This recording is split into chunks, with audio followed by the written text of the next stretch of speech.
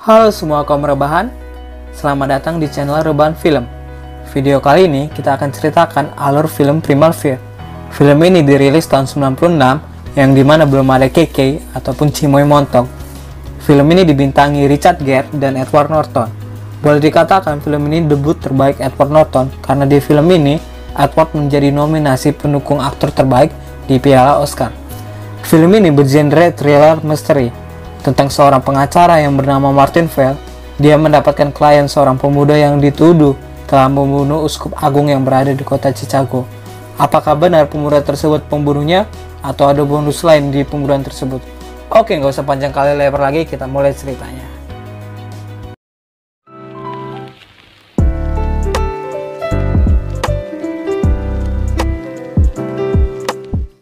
Diawali dengan Martin Vale yang lagi bersiap-siap pergi ke acara. Martin Vale ini pengacara yang sangat menyukai sorotan publik dan terkenal dengan segala cara agar klien-kliennya dibebaskan dari hukuman. Saat di acara, Vale tidak sengaja berjumpa dengan mantannya Janet Venable. Dia juga seorang pengacara di kota Chicago. Vale pun menggoda Venable dan mengajak Venable ke bar, tapi Venable menolak. Sepertinya hubungan kedua manusia itu tidak akur. Tapi ternyata hubungan ke mantan itu susah ya. Ada aja gitu masalahnya. Yang diblok sosmed lah, yang diblok dari telepon lah. Kampret, kok dari cerita pengalaman pribadi. Oke, lanjut. Di kediaman Uskup Rasman, terlihat Uskup baru selesai mandi dan beresin rambutnya pakai Gatsby. Waktu si Uskup ke tempat tidurnya mau pakai hand body Marina, tiba-tiba datang dari depannya seseorang yang membawa pisau dan memotong jari si Uskup. Selang berapa lama kemudian, polisi sedang mengejar Aaron Stempler. Saya panggil Aaron aja ya, susah manggilnya pakai Stempler. Mereka menduga Aaron lah yang telah membunuh Uskup Rasman.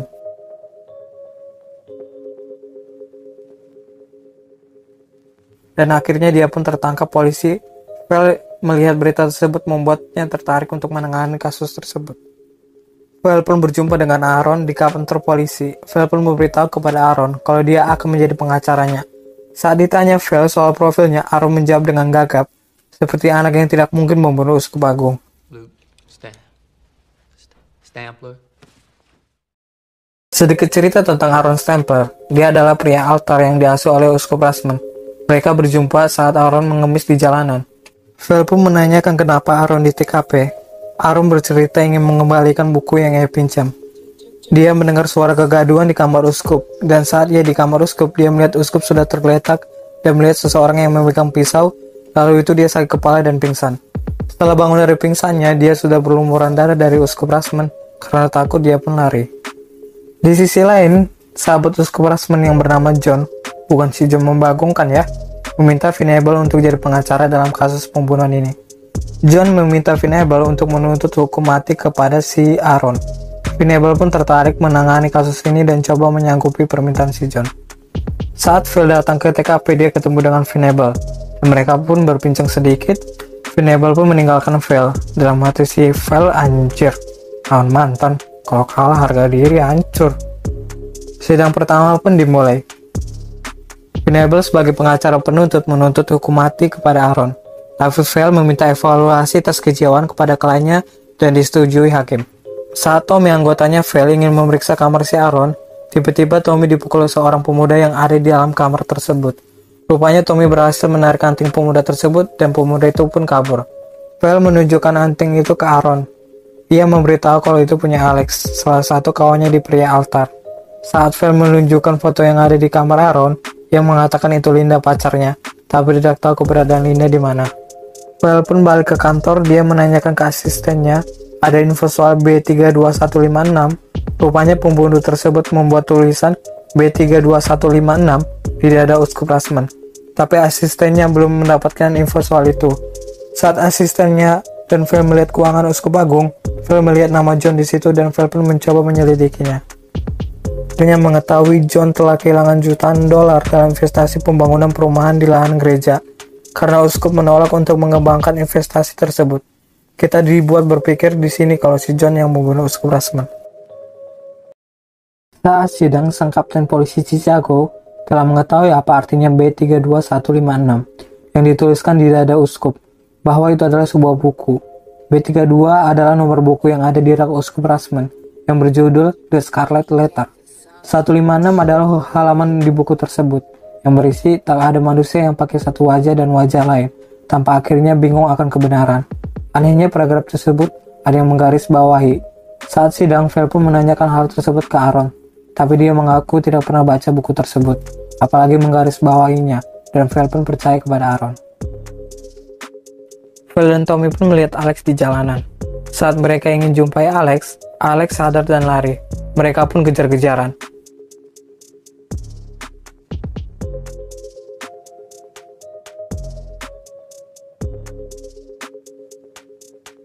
Dan saat Alex ketangkap, Vel pun menanyakan soal kamar Aaron. Rupanya Alex ingin mengambil kaset video yang dia duga di kamar Aaron. Di dalam video tersebut, hubungan intim antara Aaron, Alex, dan Linda. Yang gawatnya lagi, Uskup Rasman yang merekam hal tersebut, Uskup berdalih untuk pengusiran setan. Vel pun menanyakan keberadaan Linda. Alex pun tidak tahu di mana Linda. Vel pun ke TKP mencari video yang dimaksud Alex. Rupanya video itu ada di rak Uskup Rasman, bukan di kamar Aaron. Vel pun secara diam-diam mengambil kaset video tersebut. Vel dan rekan-rekannya melihat isi video tersebut. Apa yang dikatakan Alex benar soal isi video itu, dan mereka berpikir kalau Aaron memang membunuh Uskup Rasman dan berpikir inilah motifnya. Vel pun menjumpai Aaron dan langsung membentak Aaron. Vel pun mengatakan kalau Aaron lah membunuh Uskup tersebut dan sudah berbohong kepadanya selama kasus ini. Aaron mengelak sambil gagap. Aaron menyangkal itu. Dia mulai sakit kepala dan tiba-tiba Aaron jadi arogan. Menendang meja, Aaron pun mencekik Vel sambil mengatakan jangan menyudutkan Aaron lagi. Dia sekarang lagi menangis. Tidak mungkin dia membunuh Uskup Rasman. Dia aja gagap dan tidak punya nyali. Aku Roy yang membunuh Uskup Rasman.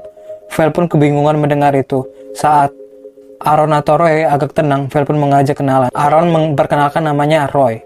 Saat Vel menanyakan soal video tersebut, Roy pun mengamuk lagi dan mendorong kepala Vel ke kaca sampai pelipis Vel berdarah. Dan tiba-tiba Aaron atau Roy sakit kepala lagi dan tidak mengingat apa yang terjadi.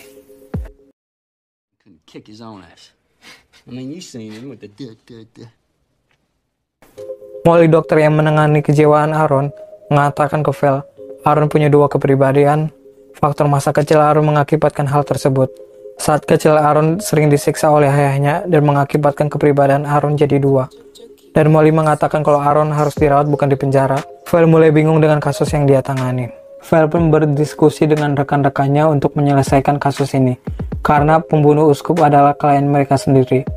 Vel pun mempunyai ide supaya sembunyi-sembunyi untuk memberikan kaset video tersebut kepada Venable. Dengan dalih Venable menunjukkan kaset tersebut ke persidangan, tapi saat Venable mendapatkan kaset video tersebut, Venable sudah tahu kalau Vel yang memberikan kaset tersebut. Hakim pun memulai sidang selanjutnya sambil membawa mandi. Saat sidang, Venable meminta Tommy untuk jadi saksi. Awalnya Vel menolak, tapi diizinkan hakim dengan dalih Venable punya bukti baru. Saat Venable menanyakan soal kaset tersebut, Tommy sempat mengelak, tetapi setelah didesak oleh Venable, Tommy akhirnya mengaku dia yang memberikan kaset itu ke Venable secara diam-diam atas suruhan Vel. Saat Venable menanyakan isi video tersebut, Tommy mengatakan isi video tersebut hubungan intim 3 anak altar, termasuk Aaron di dalam video tersebut, dan Uskup Rasman yang merekam video tersebut. Sidang pun jadi ribet karena hal tersebut dan video tersebut jadi barang bukti baru. Sidang selanjutnya, Molly menjadi saksi. Molly menjelaskan kalau Aaron mempunyai 2 kepribadian karena semasa kecilnya yang kelam. Dan Molly pun menjelaskan Aaron mempunyai Roy untuk menyimpan emosinya. Tapi di sini Venable tidak percaya karena waktu Aaron menjadi Roy tidak ada rekaman. Karena emang waktu Aaron jadi Roy, Molly tidak merekam hal itu. Saat Aaron menjadi saksi, Venable menanyakan beberapa pertanyaan ke Aaron dan menyudutkan Aaron. Di sana Aaron kepalanya mulai kesakitan karena lupa minum Paramex. Saat Venable selesai menyudutkan Aaron tiba-tiba jadi Roy dan mencekik Venable. Sidang pun jadi kacau dan sidang pun dibubarkan. Aaron langsung diborgol dan diamankan.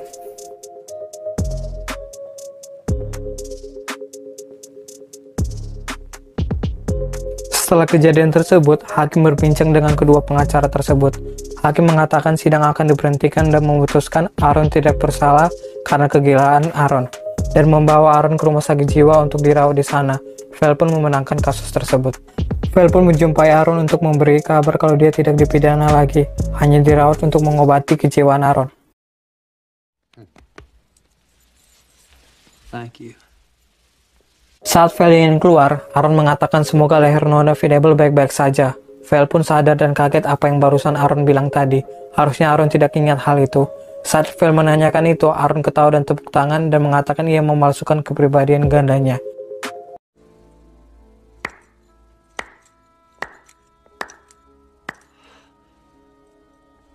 Dia yang membunuh Linda dan Uskup Rushman. Menurutnya itu adalah karya yang indah. Val pun menanyakan apakah ada Roy. Aaron menjawab tidak pernah ada yang namanya Aaron pengecut. Dan Val pun keluar dari sana. Dia seperti kebingungan sendiri. Dalam hatinya, anjir, ketipu ujung budak letik. Dan film pun tamat. Film yang sangat bagus dan apik. Salut sama acting Edward Norton. Apalagi waktu di persidangan betul kelihatan orang gak tahu apa-apa si Aaron. Masih banyak diperdebatkan soal endingnya film ini. Apa Aaron sengaja ngomong seperti itu ke Val supaya Val tahu dia udah dibodohin atau keceplosan? Kalau menurut aku dia sengaja, karena setelah Val sadar ngomongannya, dia pun ngecek-ngecek Val kalau dia bisa dibodohin. Tapi paling salut itu Marina. Tahun 96 itu Marina udah go internasional aja. Salut ah. Oh ya, film ini di IMDb mendapatkan rating 7,7. Kalau kalian masih mau nonton film ini, tonton aja, masih banyak twist yang gak aku ceritakan. Kalau diceritain ntar lama di videonya. By the way, terima kasih semuanya yang udah menonton. Kalau kalian suka dengar alur cerita yang saya bawa, tekan like. Kalau tidak suka, tekan dislike. Sekali lagi terima kasih. Arigato. See you next time. Bye-bye.